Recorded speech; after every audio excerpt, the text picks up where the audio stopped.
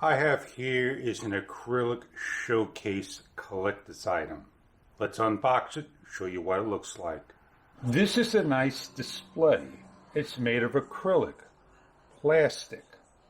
It's about 4 inches for 4 of the shelves.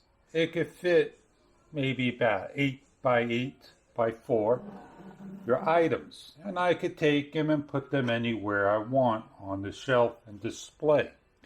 If I had little figurines, rings, jewelry, etc., etc. If I wanted to bring this over and have an art show, I could protect my items by locking it up.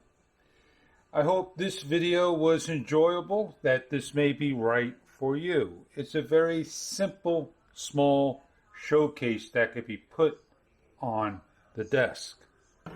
So if you want to display your things, this may be something of interest to people. Maybe to a young kid, they could protect their little things and have it behind the screen, lock it up, you name it. I hope you enjoyed the video.